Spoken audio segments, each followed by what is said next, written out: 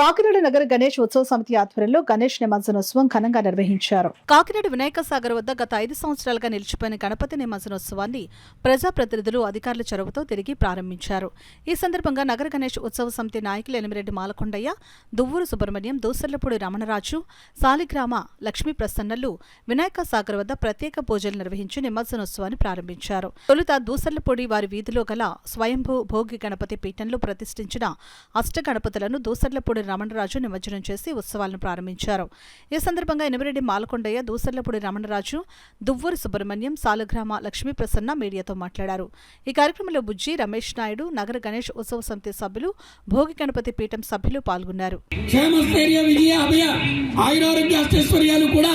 ఈ గణపతి కార్యక్రమాలకి హృదయపూర్వకంగా మరి దీనికి తోడ్పాటు ఇచ్చేటువంటి వారందరికీ కూడా కలుగుతాయని ఆశీస్సులు తెలియజేస్తూ తొలి ఈ గణేష్ నిమజ్జనం సందర్భంగా ఈ యొక్క అష్టగణపతులు భోగి గణపతి పీఠంలో నవరాత్రి సంకీర్తన పూర్తి చేసుకుని వినాయక సాగర్కి రావడం జరిగింది.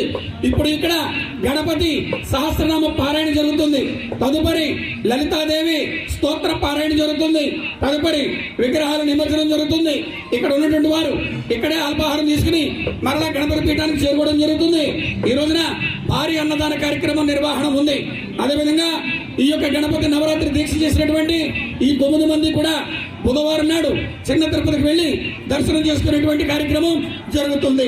ఈ నగర గణేశ ఉత్సవ సమితి ప్రాంగణంలో తిరిగి నిమజ్జనోత్సవాలు, సామూహిక గణపతి విగ్రహాల నిమజ్జనోత్సవ కార్యక్రమాన్ని తిరిగి ప్రారంభం కావడం చాలా సంతోషదాయకమైనటువంటి అంశం. ఈ విషయంలో చక్కటి చొరవ తీసుకుని అధికారులతో మాట్లాడి ఈ కార్యక్రమాన్ని ఇక్కడ పునరుద్ధరించేటువంటి పరిస్థితి తీసుకొచ్చినటువంటి ఈ నగర గణేశ ఉత్సవ సమితి కన్వీనర్ అయినటువంటి ఎనిమిరెడ్డి మాలకొండయ్య గారికి, అదేవిధంగా మా గౌరవ అధ్యక్షులైనటువంటి దూసర్లపూడి రమణరాజు గారికి కూడా ప్రత్యేక కృతజ్ఞతలు నేను తెలియజేస్తున్నాను ఒక మాజీ అధ్యక్షుడిగా. అంతేకాదు ఈరోజు ఉదయం నుంచి కూడా 6 గంటల నుంచి కూడా ఈ కార్యక్రమాన్ని చక్కగా ఇక్కడ నిర్వహించేటువంటి పరిస్థితి నేను పొద్దుట వీడియోలో చూశాను. మళ్ళీ తిరిగి మనం ఇక్కడ చేసుకునే విధంగా మనకు సహకరించిన మన ఎన్డీఏ కూటమి అధికారులకి, ఎన్డీఏ కూటమి సభ్యులకి అందరికీ కూడా వారికి పేరు పేరున హృదయపూర్వక నమస్కారాలు తెలియజేస్తున్నాము.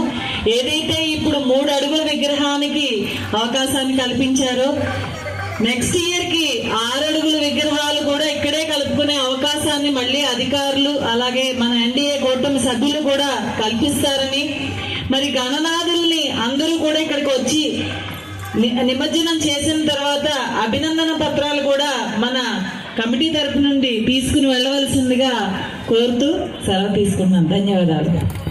కులాలకి అతీతంగా జరిగేటటువంటి పండుగ కింద మనం అందరూ కూడా భావించాలి.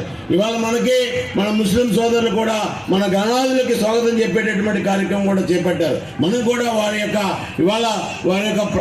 పవిత్రమైనటువంటి పండుగ సందర్భంగా వారు నిర్వహిస్తున్నటువంటి ర్యాలీకి మన హిందూ సమాజం కూడా వారికి స్వాగతం చెప్తున్నాం. అదేవిధంగా మనం కలిసిమెలిసి ఉంటూ మన హిందువుల ఐక్యతను చాటుకుంటూ ఈ గణనాథుని పండుగే కాదు, మన 12 నెలలు 12 పండుగలు ఉన్నాయి. ప్రతి పండుగను మనం ఐక్యతను సాధించుకునే విధంగా, హిందూ ధర్మాన్ని పులకరించే విధంగా మనం నిర్వహించుకునే ప్రతి పండుగ కూడా ఒక చరిత్ర ఉంది. ఆ చరిత్రని నేను పదే చెప్తున్నాను. ఇక్కడ ఉన్నటువంటి పెద్దలు కానీ, బయట ఉన్నటువంటి పెద్దలు కానీ, ఈరోజు సమాజంలో నిమజ్జనం చేసుకున్నటువంటి పెద్దలు కానీ ఈ పండుగ యొక్క చరిత్ర కానీ, పండుగ యొక్క సాంప్రదాయాలు కానీ చిన్న పిల్లల దగ్గర నుంచి అలవాటు చేయవలసిన అవసరం ఉంది.